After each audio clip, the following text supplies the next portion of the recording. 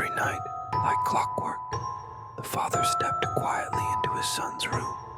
It was their ritual, one that brought his son comfort and gave the father a brief moment of serenity, watching his boy drift off to sleep. The hallway lights always stayed dim. The hinges of the door were oiled to silence, and his steps were soft, mindful not to disturb the fragile peace that marked the evening's close. Tonight was no different, or so he thought. The room was calm, bathed in the warm, muted glow of the small lamp by his son's dresser. Shadows danced faintly on the walls, like harmless phantoms of furniture and toys. The boy was already in bed, his small body tucked comfortably under a blanket printed with astronauts. At first glance, everything seemed as it always did. Safe, normal, but the father hesitated just inside the doorway. Something was off.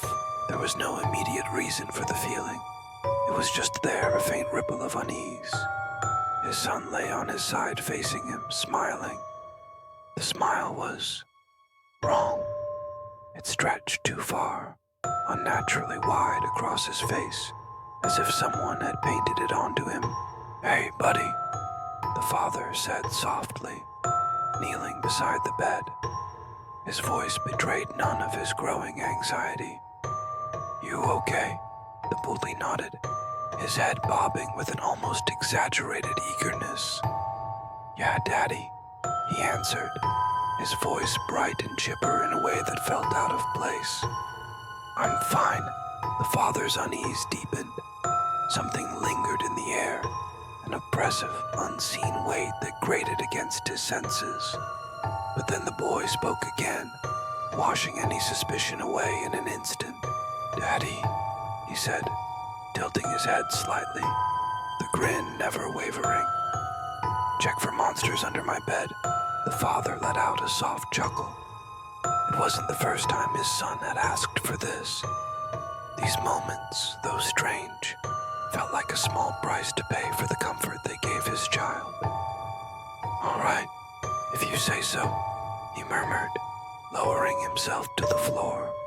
He braced a hand on the cold hardwood and leaned down until his head was level with the bed frame. He felt that creeping unease again, stronger this time. But as a father, fear was never allowed to win over his instincts to protect. His eyes adjusted to the stillness under the bed. A small shape became clear against the shadows, and then he saw, curled up tightly, pale as a winter moon, trembling like a leaf caught in a storm. His son, the real one. The boy's eyes glistened with unshed tears, wide as saucers, locked onto his father's face. His voice was a whisper, soft and shaking, yet crystal clear in the stillness of the room.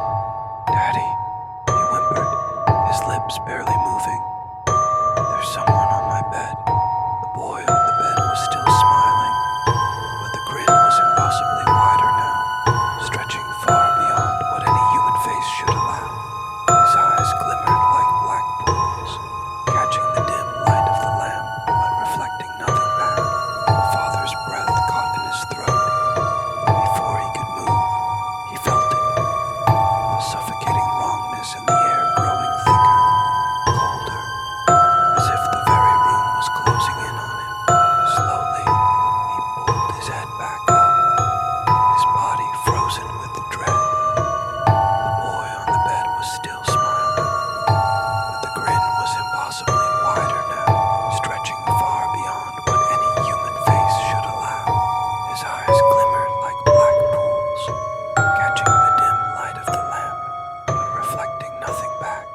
The thing on the bed tilted its head. "What's wrong, Daddy?" it asked, its voice playful.